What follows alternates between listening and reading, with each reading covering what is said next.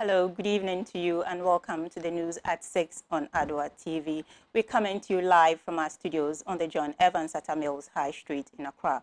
You can also watch us live on Facebook at Adoatv Ghana. My name is Benedicta Dodu. The evening news is brought to you by Asatec Roofing Sheet and Cookware, Verna Mineral Water, and Blue City Ties and Accessories. In tonight's bulletin, ranking member for the minority in Parliament, Honorable Atuforsen, has summoned the Finance Minister Ken Ofori-Atta to the floor over the use of some 827.60 million Ghana cedi petroleum revenue. Vice President Dr. Mahmoud Bawumia have said it is rather unfortunate that some Ghanaians till date do not appreciate digitalization and economic development. And CEO of Glover Limited has affirmed the opportunities the African Continental Trade Agreement is giving the continent. And the Women Premier League is all set to kick off on the 17th of December 2021.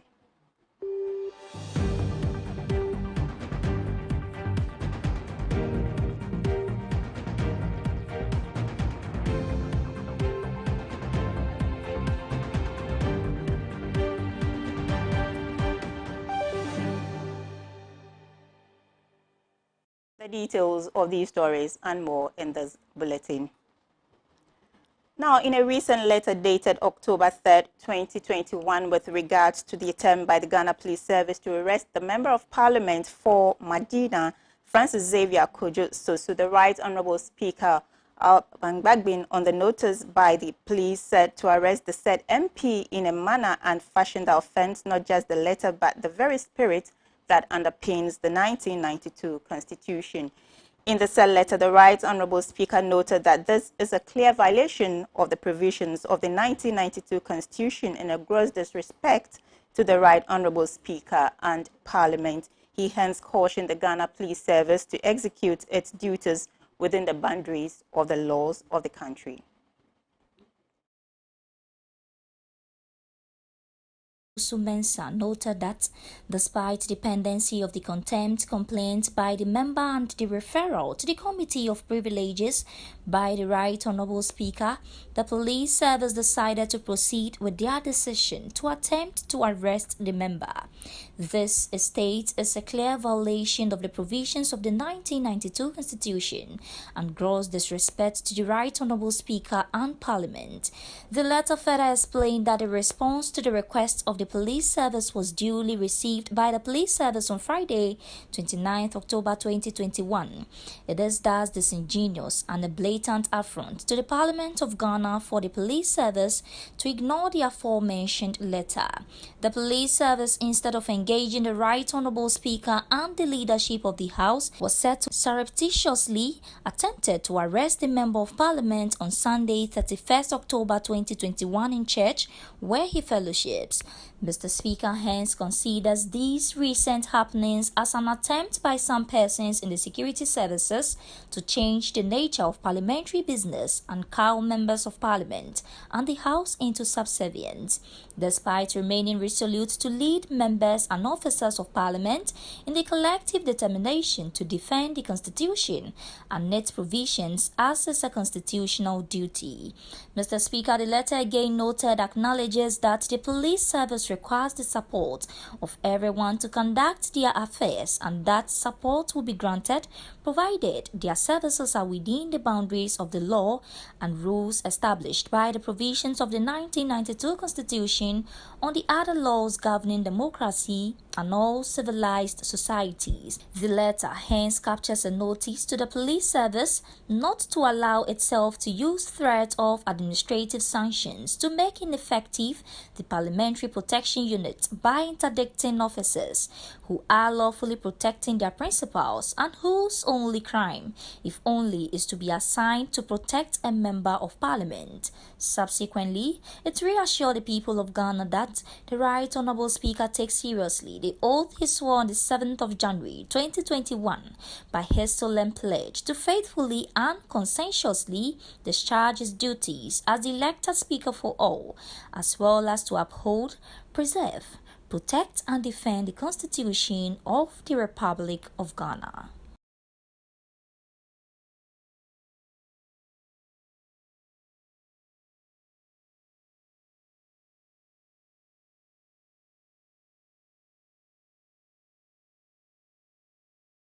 Now, the minority, through its ranking member on finance, Honorable Atuforsen, has summoned the minister responsible for finance to appear before Parliament on the utilization of 827.60 million cedis of the petroleum revenue. The minister's summon follows the Finance Committee's report on the annual report of the Public Interest and Accountability Committee, PIAC, on the management of petroleum revenues for the year 2020, which was presented by the Finance Committee Chairman Honorable Kweku Kwarteng on the floor of Parliament today. How the balances on the ABFA was used, Mr. Speaker, has been captured under paragraphs 5.3 and 5.4. I plead with the Hansa Department to capture the entire report since I have highlighted the highlights. In conclusion, Mr. Speaker, the committee carefully considered the reference and recommends to this House to adopt its report of PIAC on the management of petroleum revenues for the year 2020 and the report of the same committee on the first half of the year 2020. Respectfully submitted, Mr. Speaker. One thing that strikes me out of this report is the fact that, Mr. Speaker, the Ghana National Petroleum Company, GNPC, has lended an amount of $549.3 million to government. $549.3 million. Mr. Speaker, you can find this in page 10 of the report. Mr. Speaker, as if we are turning the GNPC into a quasi-fiscal agency. Mr. Speaker, that is not right. To the extent that government of Ghana is collecting a quantum amount of $549 million from the National Oil Company, Mr. Speaker, this is not good enough. This amount, Mr. Speaker, if we allow the National Oil Company to invest this amount, they will be able to turn around properly, than to give the money to them and turn around and then collect this money.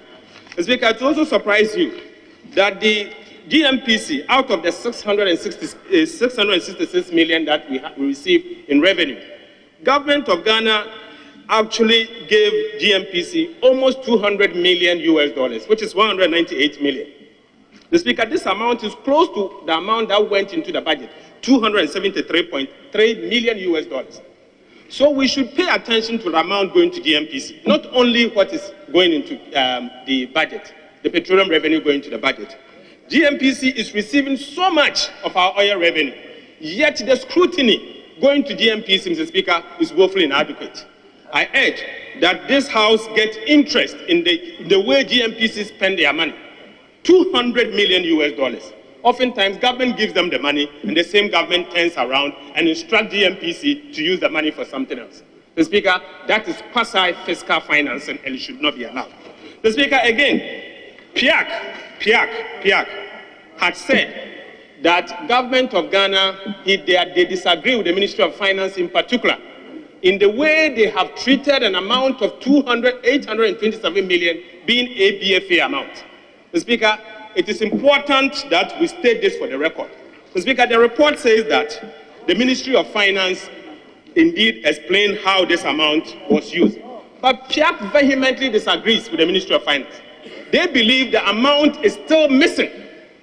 The words of PIAC, Mr. Speaker, this is not my words. These are the words of PIAC, and it's in their report, that an amount of 827 million Ghana cedis is still missing at the Ministry of Finance.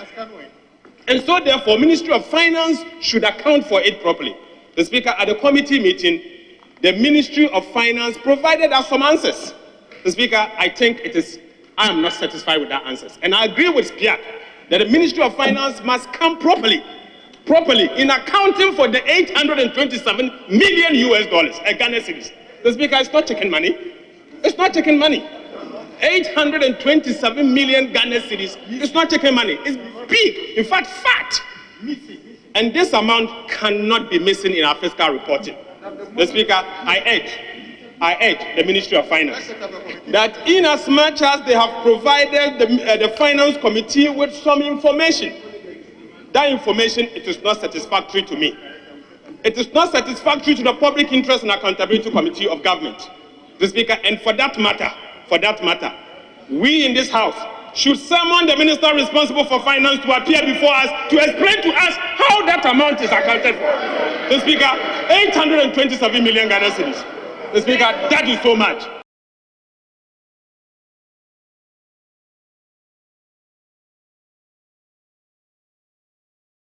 Now, on 2nd November 2021, the Vice President of the Republic of Ghana, Dr. Mahmoud Bawumia, held a forum to discuss Ghana's digitalization dubbed #Digitime in Ghana at the Ashesi University.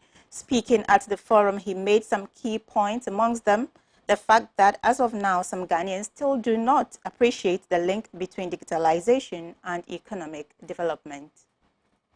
Putting in place a unique identification number for the population, a unique address system, and financial inclusion are just some of the key unwritten rules for efficient economic development.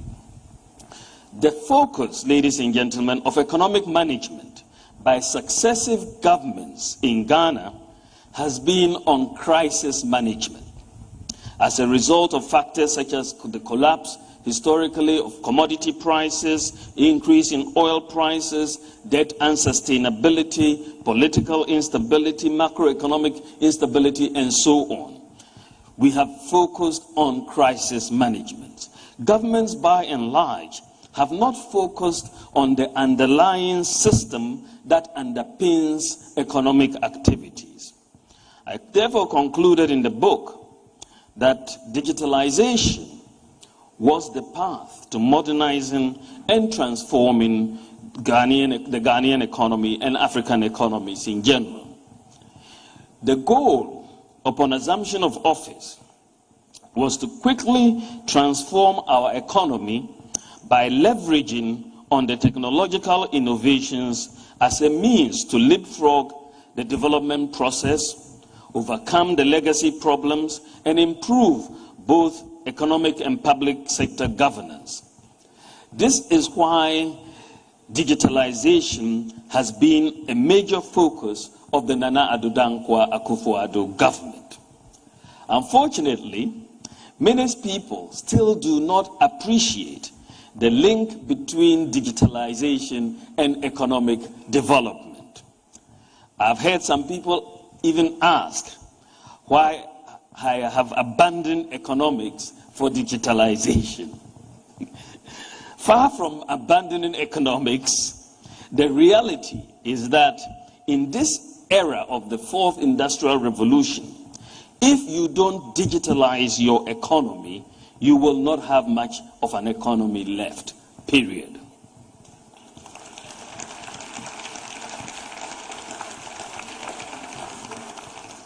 A few days ago, the World Bank President, David Malpass, at the recently concluded G20 summit, stated, and I quote, "Without digitalization, we won't be able to reap the full benefits of human progress." This is the World Bank President. That without digitalization, we will not be able to reap the full benefits of human progress. This statement is a validation of why Ghana has rightly focused on digitalization in the last 5 years. Ghana has actually been ahead of the curve on digitalization. Our strategy since 2017 has been to build a new system through digital transformation. What are the elements of this new system for digital transformation? We set out, under the direction of the President, Nana Addo Dankwa Akufo-Addo, we set out to build a system with unique identification numbers for the population, a system with addresses for all properties and locations, a system that is transparent and promotes accountability, a system that is inclusive, a system that provides efficient public services delivery and tackles corruption, a system that improves efficiency in the health and education sectors, and a system that provides financial inclusion and a cash-light economy. Finally, a system that enhances domestic revenue mobilization or tax.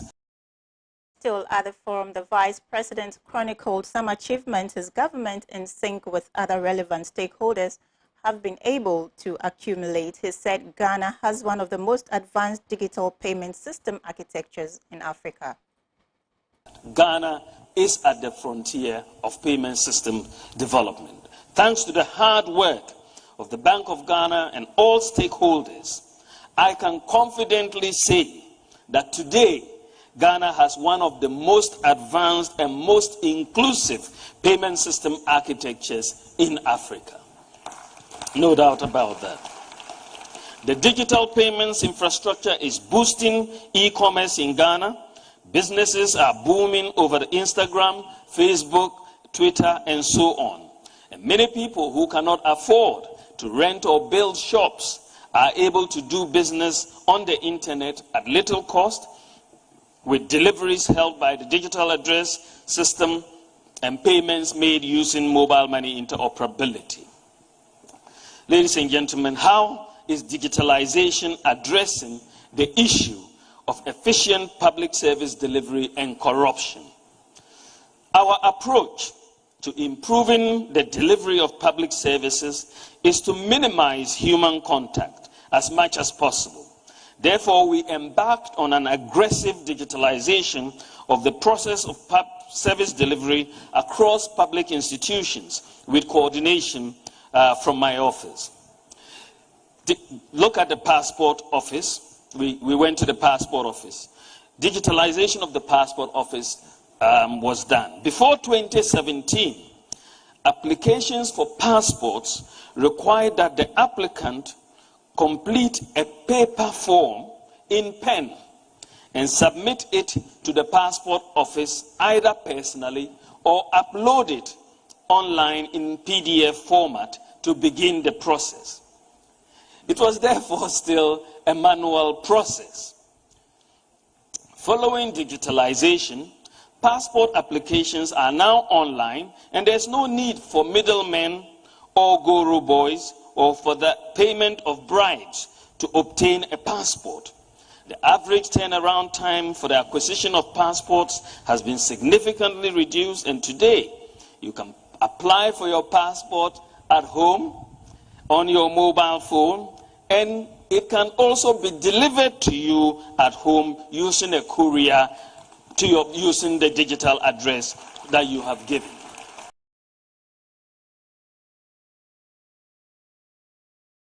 Meanwhile, days after concerned residents of Jogbeli, a suburb of Tamale, agitated over an ongoing drainage system in the hands of a contractor which is 70% complete and already in a deplorable state, unit committee members of the area have equally thrown their weight behind their actions. The unit committee members say the agitation and calls by the youth is appropriate and a good cause which will inform the contractor to carry out the required job. Our Northern Regional correspondent, Nuruddin Ibrahim, has the rest of the story. Not too long ago, some agitated youth of Zogbeili in the northern region took to the streets to vent their anger over an ongoing construction and drainage system which is almost complete. However, the said road is already in a deplorable state. Following this, unit committee members of the area have added their voice to the call for action. Speaking to Adoa News, chairman of the unit committee, Mr. Muhammadu Suleimana, stated that the gutters being constructed are substandard. As regards to the construction going on in Zigbeli electoral area, yes, which is the works that the contractor is giving us is not the best. A lot of short works have been done, things that we are not expecting. That is what we are seeing. What I see. It's like the gutters that they are constructing, they are substandard. The mixture of their concrete is not there. Outside, they don't use any poker machine to compact or to vibrate the works that they are doing. They don't have any yes, they don't have any diversional signs. So they are discomforting the people of Zogbeli. And even they have started excavating the road, starting filling the graveling. When you go there, the kind of gravel that they bring is not, it's nothing to write home about. Yes, it's substandard gravel. Okay. So we are calling on the urban roads engineers to come to the site and make sure that they test the kind of gravel that they are putting on the road. He stressed that the gutters are shallow and cannot contain water during rainy seasons, hence has the tendency to breed flooding in coming years. He said the outcry is not for the contract to be terminated, but rather a call for quality job.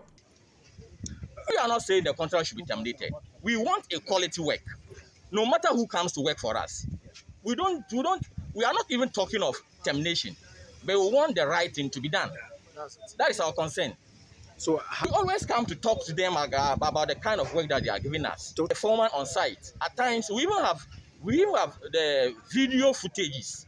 Yes, to our credit, we have video footages as regards to the work.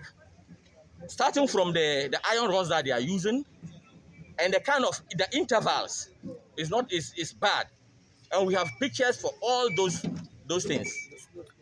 Who cannot tell because he employs them, and I don't know whether he even has a foreman on site.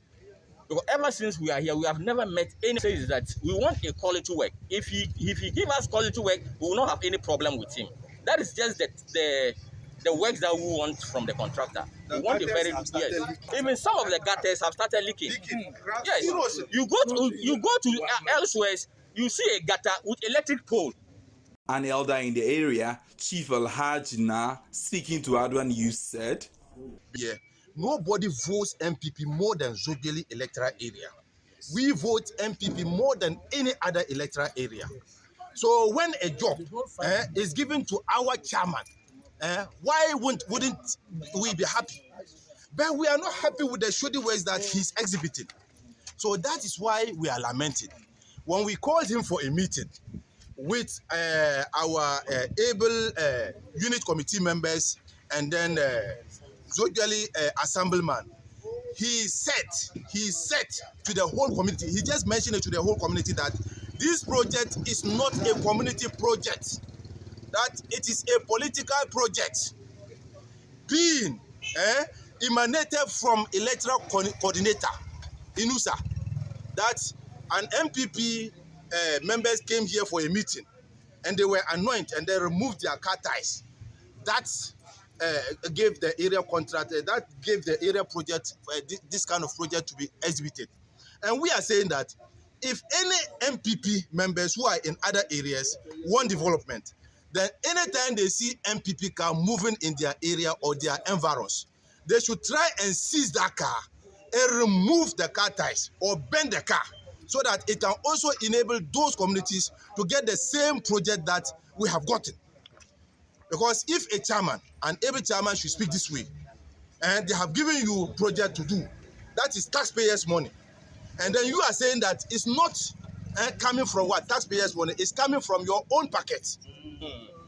He said that this project, he is using his money to do it. So we are lamenting to government to know whether this project is going to be paid by taxpayers' money or is going to be paid by Chairman Sambe's money.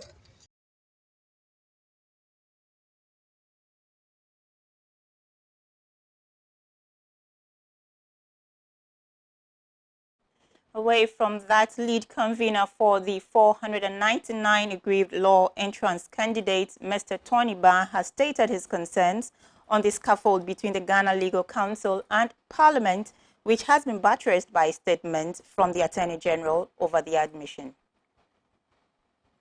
So what we did was then send the case to court. So we took the matter to court. That was our last card. After the press conference, then we did demonstration to, bring to the limelight to Ghanaians the kind of treatment we've been meted out to. So we made another petition together with the National School of Law, National Students, Law Students, and we sent petition to Parliament and again to the Presidency, again reminding them of our issue. Then after all these democratic processes, trying to get response, and there was no response, then we thought that we needed to go to court. So we went to court. And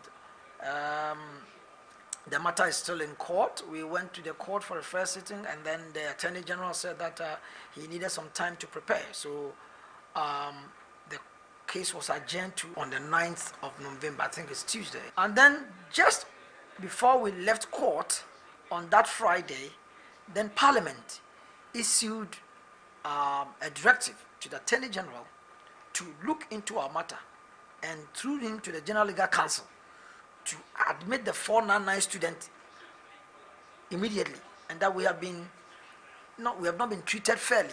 That retrospective law cannot be used after the examination, had been written, and that is the banter that has been going on between the Attorney General and Parliament. And we also saw that the Attorney General has written to Parliament. But in the Attorney General's letter, what we glean from the letter is that it's simple, that what Parliament sought to ask them to do has already been directed by the President, the executive, that the President already directed him to look into our matter and resolve it.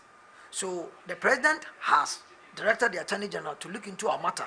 Then Parliament has also directed the Attorney General to look into our matter. So that's how we see it. We see that both the two organs of government, the legislature and the executive, have all issued instructions to the Attorney General to look into our matter and resolve it.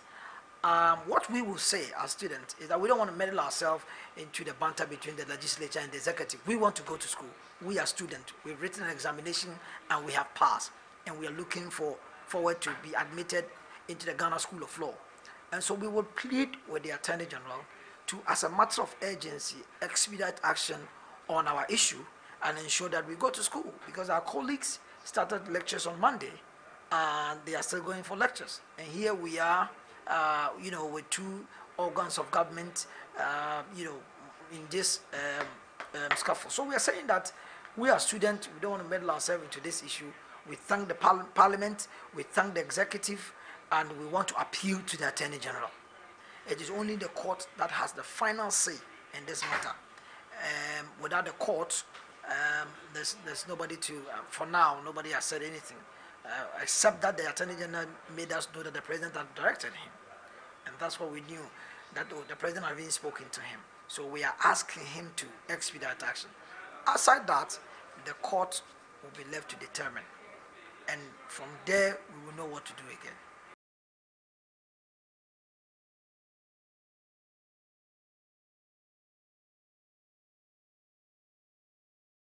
This is the news at 6 on Adoatv. We'll be back shortly with more news.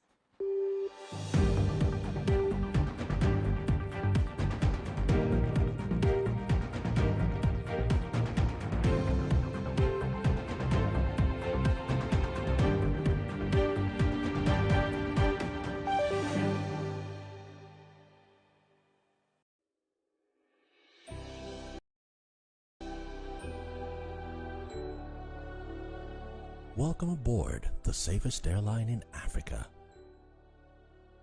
With industry-leading safety measures to protect your well-being. The first in Africa to earn a diamond standard of safety.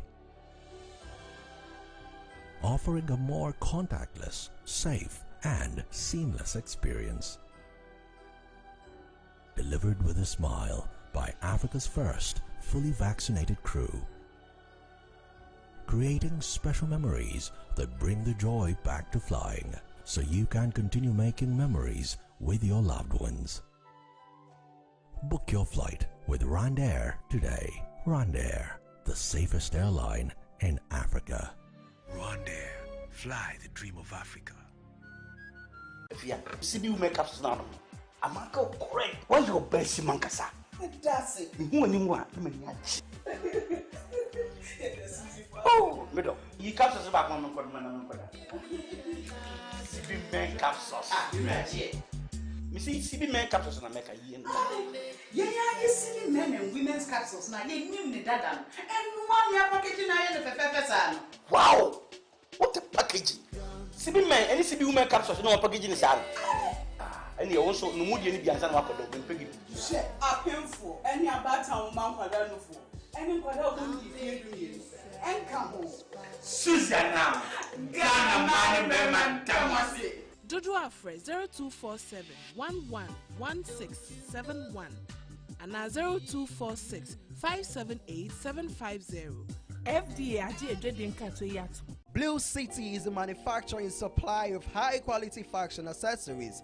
We design and make quality bow ties, flying ties, lapel pins, ladies' brooches, fabric necklaces, African wares, and so much more for your weddings, schools, institutions, bands, choir, singing groups, individuals, and so many more.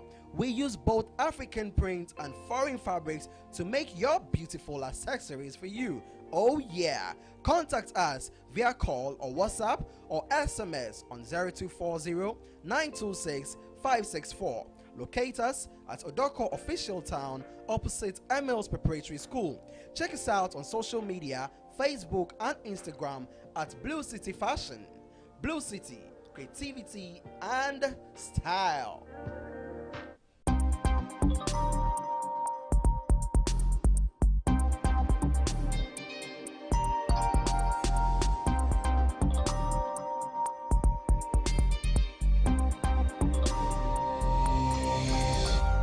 Staying with us, and on to some business news now.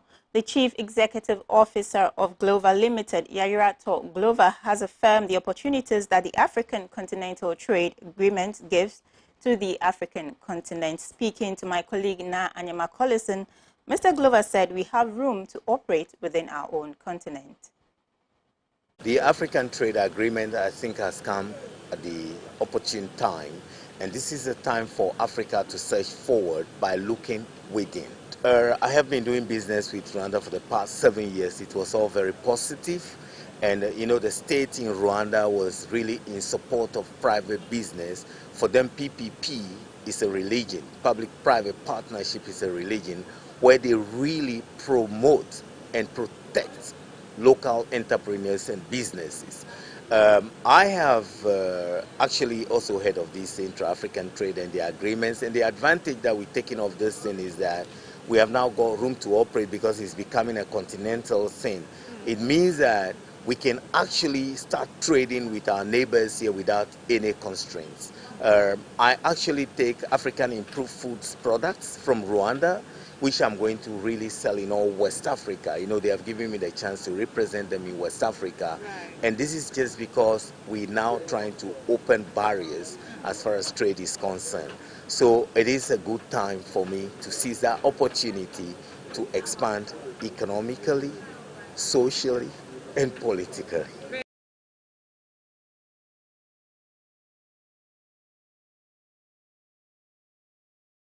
Now, the International Ratings Agency in its latest report said Ghana has sufficient liquidity to cover near-term debt servicing without market financing, but there is a danger that non-resident investors in the local bond market could sell their holdings, particularly if confidence in fiscal consolidation weakens, placing significant downward pressure on its reserves.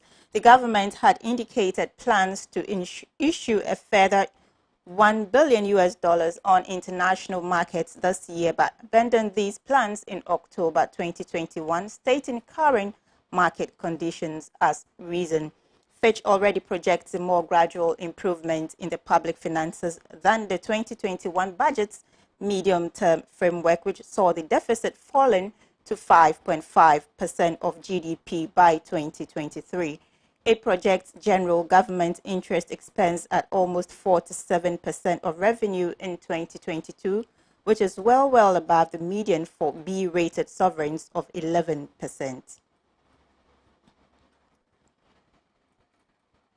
Now, the Vice President, Dr. Mahmoud Bawumia, discussing Ghana's digitalization economy at the Ashesi University, stated the inflation rate has reduced and also average banking rate has reduced to its lowest in the Fourth Republic.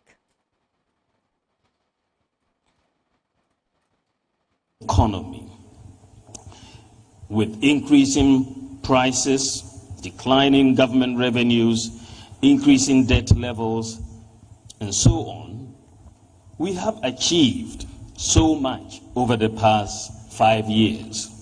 This includes creating more jobs in our first term than any other first-term government since 1992, reducing inflation from 15% to near single digits, achieving the lowest exchange rate depreciation for any first-term government since 1992.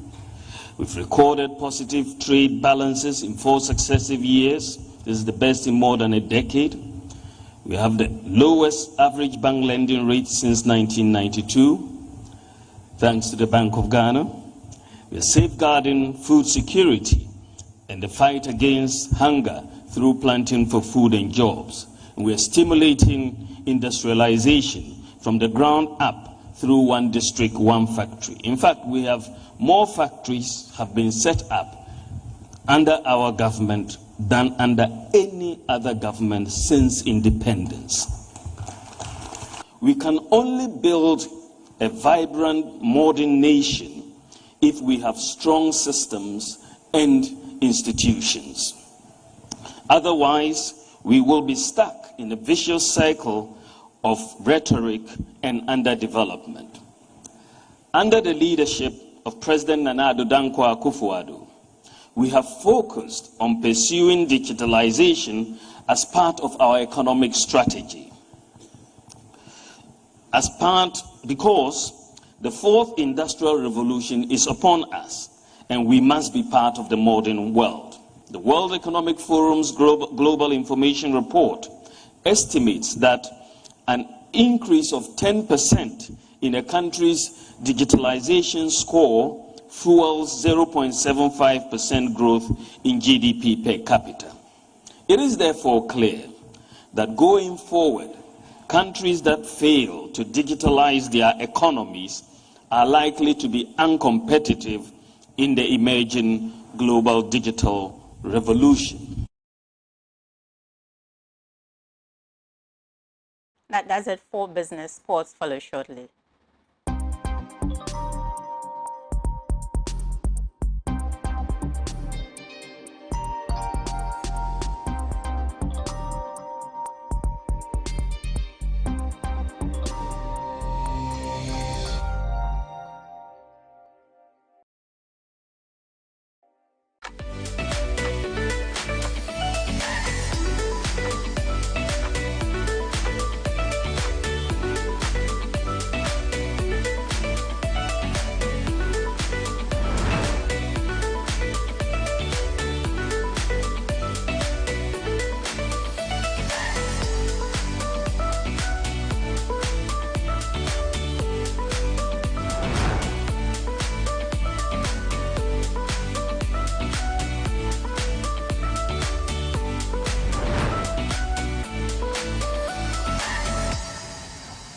Blue City is a manufacturer and supplier of high-quality fashion accessories. We design and make quality bow ties, flying ties, lapel pins, ladies' brooches, fabric necklaces, African wares, and so much more for your weddings, schools, institutions, bands, choir, singing groups, individuals, and so many more. We use both African prints and foreign fabrics to make your beautiful accessories for you. Oh yeah! Contact us via call or WhatsApp or SMS on 0240-926-564. Locate us at Odoko Official Town opposite Emils Preparatory School. Check us out on social media, Facebook and Instagram at Blue City Fashion. Blue City, creativity and style.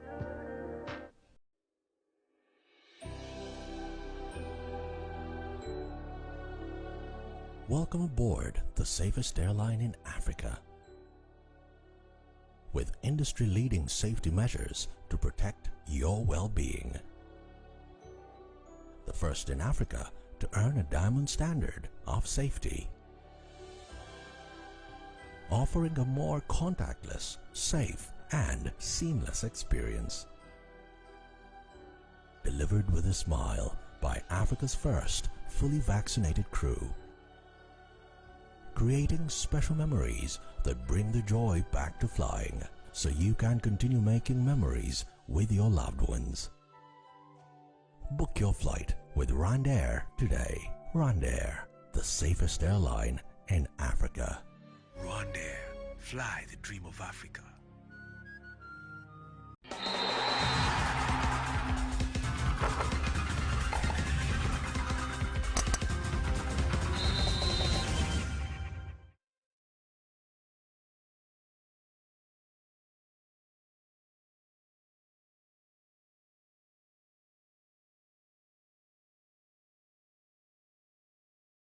Welcome back, and moving on to sports now. The 2021-22 Women's Premier League is scheduled to kick off on the weekend of Friday, December 17th, 2021 across the country.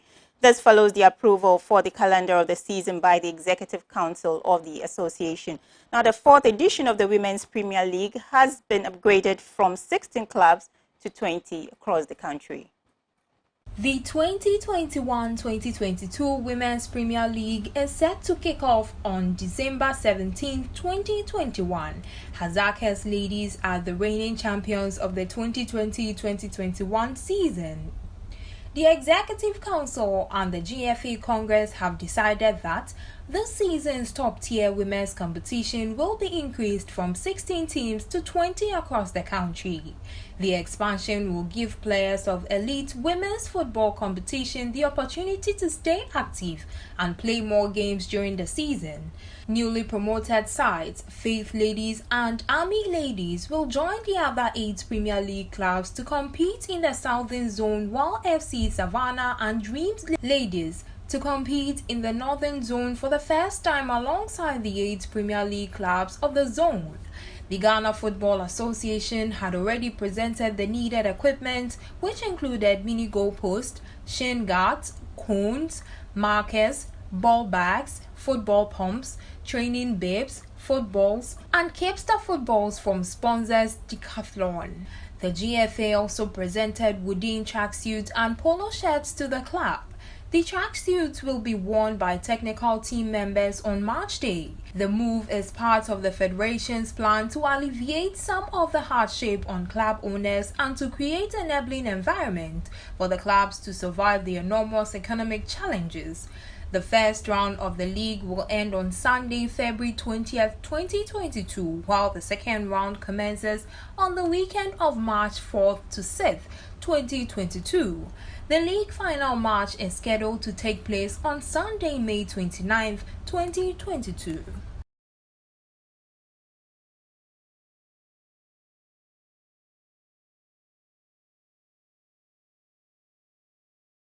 Still on women's football, Sekondi Hazakah's ladies have left Accra for Cairo to participate in the inaugural edition of the Confederation of African Football Women's Champions League, which starts on November 5th, 2021.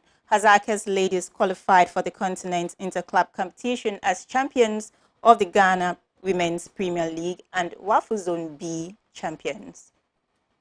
Hazakah's ladies left the country with a delegation of 21 players, 8 technical staff, led by the head coach Yusuf Basigi, as well as management members. Hazakah's ladies qualified for the Continent Premier Interclub competition as part of West African Football Union Zone B and will play in Group A alongside Malabo Kings of Equatorial Guinea, AS Mandi of Mali, and Egyptian side Wadi Degla. The Ghanaians opened their campaign on Friday against Malabo Kings and then take on AS Mandi 3 days later before wrapping up the group contest against the host team on November 11. Group B comprised Asfar Club of Morocco, River Angels of Nigeria, Vihiga Queens, and Mamelodi Sundowns of South Africa. Coach Basigi said the team would aim to go all the way to the final and win the Continental Trophy. We are here with one ambition, and our objective is to ensure that we raise the image of Ghana very high, to make Ghanaians very, very proud, because all the 8 clubs are here for the ultimate, and of course Hazakah's lady is no exception. Even in the course of the game, I'll be able to know them very well, because looking at their clips, probably even the players that I saw might not even start or something. It was just to give me a fair idea of how the team play, not individually. So for now, I would say that to know my opponents very well is when the game starts. And bring many players, just about 3-4 players, and already those players are, apart from Asana, if you look at Blessing, I have coached her 2018 up to last year, so at least she knows my philosophy or my principles of play and the team tactics as well, because most of what the things that we do here is here. So at least she knows my philosophy or my principles of play and the team tactics as well, because most of what the things that we do here, we apply it in the national team as well. So at least she's no new to my tactics, and I'll say that they are doing well. Team captain Janet Eju was optimistic about their chances and how prepared they are. We are very prepared, and our aim is to win this tournament, but we are going to take match after match. So we are very prepared for this tournament. Nothing but a win, and Ghanaians should continue playing for us and support us. We are here to defend the good name of Ghana, so we are very ready for this tournament. Hazakah's ladies won the Women's Premier League and Women's FA Cup in Ghana and later traveled to Cote d'Ivoire to win the first ever WAFU Zone B Women's Club Championship. Football former IBF lightweight world champion Richard Comey believes that taking on Ukrainian boxer Vasily Lomachenko is a sure way of opening the path towards another world title shot in his career. The December 11 meeting of the two fighters at New York's Madison Square Garden was confirmed on November 1st by Top Rank after weeks of speculation. Former IBF lightweight champion Richard Comey believes that his upcoming bout against Ukrainian boxer Vasily Lomachenko on December 11th is a great opportunity for him to win world title again. The bout will be a 12-rounder and it will be part of an event that will also see undefeated heavyweight boxer Jared Anderson taking on Alexander Taslenko. Comey seeking a way back to the top of the lightweight division after he lost his title to Teofimo Lopez in 2019, and he told Top Rank's official website that the bout with Lomachenko presented a great opportunity for him to have another shot at ruling the division. Comey in an interview said, "I want to thank my team of Michael Amubediako, Lou DiBella and Kate Connolly for getting me this opportunity. Ever since the Lopez fight, all I have thought about is becoming a two-time world champion. This fight against Lomachenko will get me one step closer to my goal. I also want to thank Bob Arum and Top Rank for the opportunity to again grace the stage at Madison Square Garden, one of Boston's most iconic venues. I know that most people consider me the underdog, but I am aiming to prove them all wrong and make Ghana proud once again. The bout will offer Comey an opportunity to fight a second time at the MSG since that was where he lost his IBF lightweight title to Teofimo Lopez." Top Rank Promotions chairman Bob Arum believes such an iconic venue is a great place for two top lightweights in Lomachenko and Comey to fight. It is only fitting that the great Lomachenko headlines boxing highly anticipated return to Madison Square Garden. However, Richard Comey can never be counted out as he is a tough fighter who carries huge power in both hands. It is believed that the winner of the bout will have a very good chance of meeting Lopez for the title sometime in 2022. Lopez is the current unified title holder in the lightweight division as he holds the IBF title and the WBA, WBO and the Ring Magazine titles.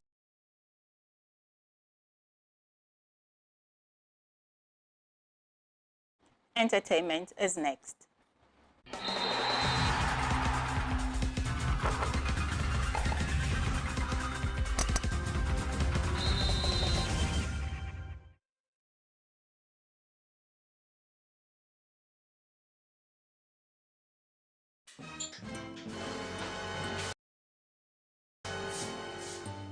Order. But when I get your mouth, and that's all I bet order. The rock you are fire. Malaria and tea. You are yet more bono. But you are defeated. Malaria, therefore, yao. Enti awo. I shouldn't have customers. When you say, Mammy, I am smart. I perceive Malakio. I'm man buy or the eco school. Share. Say a pianisi berry market ni malaria and tea. I want me. And now Emma will be around to walk.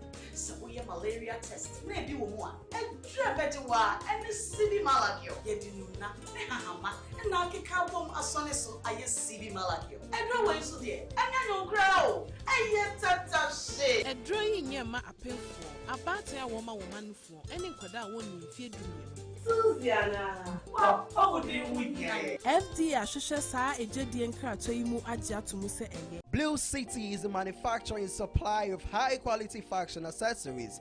We design and make quality bow ties, flying ties, lapel pins, ladies' brooches, fabric necklaces, African wares, and so much more for your weddings, schools, institutions, bands, choir, singing groups, individuals, and so many more. We use both African prints and foreign fabrics to make your beautiful accessories for you. Oh yeah! Contact us via call or WhatsApp or SMS on 0240 926 564. Locate us at Odoko Official Town opposite Emils Preparatory School.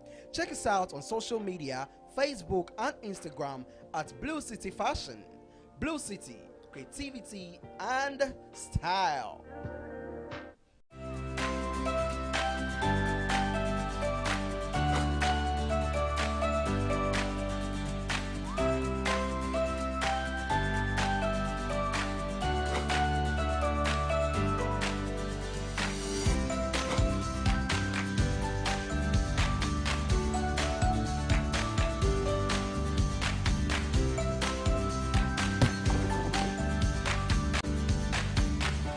Backing on to our final story for tonight's bulletin, 21-year-old Miss Irama Otima Amachi, who hails from Asamankese in the eastern region of Ghana, stood against all odds to claim the overall winner of Miss Silver Ghana 2021-22. The long-awaited grand finale took place on Sunday, October 31st, 2021 at the Nat Hall with 6 finalists. Miss Silver Ghana, a pageant created and organized by the International Pageant Hub Limited in Ghana with the motive of seeking to prompt and enhance tourism and charity through pageantry, conducted virtual auditions where a bevy of ladies signed up and auditioned with the hopes of winning the crown. After the auditions, a countdown was made to a number of 11 lucky ladies who qualified to participate in the contest in the 3rd edition of the Miss Silver Ghana. The ladies went through a series of tasks to put out their best, but some of the contestants were evicted and only 6 ladies made it to the long-awaited grand finale, which was held at Nat Hall at Adabraka in Accra on October 31st, 2021. After a long night of performances by the finalists, the suspense-filled atmosphere was calmed after the announcement of winners, who were in the persons of Miss Irama Otima Amache, who took the position of overall winner, Miss Aya Mohammed, who was the first runner-up, and finally Miss Bethel Nelson, who followed as the second runner-up. In no other person than Irama.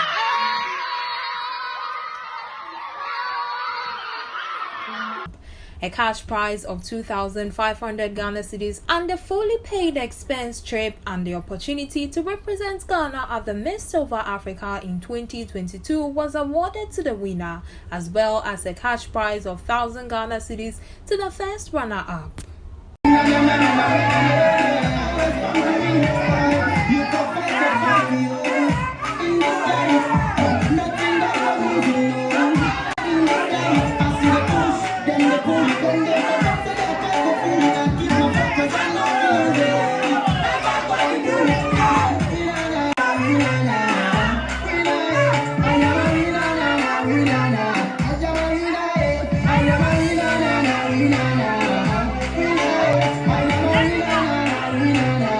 That is all for tonight on the evening news on Adoatv. A recap of our top stories. Ranking member for the minority in Parliament, Honorable Ato Forson, has summoned the Finance Minister, Honorable Ken Ofori-Atta, to the floor over the use of some 827.60 million cedi petroleum revenue. Vice President Dr. Mahmoud Bawumia have said it is rather unfortunate that some Ghanaians till date do not appreciate digitalization and economic development. CEO of Global Limited has affirmed the opportunities the African Continental Trade Agreement is giving the continent. And in sports, the Women Premier League is all set to kick off on the 17th of December 2021. For more news, log on to our website, www.adoanewsonline.com. Thanks for staying with us, and thanks to Asatec Roofing Sheet and Cookware, Blue City Ties and Accessories, and Verna Mineral Water. My name is Benedicta Dodu. Enjoy the rest of our program.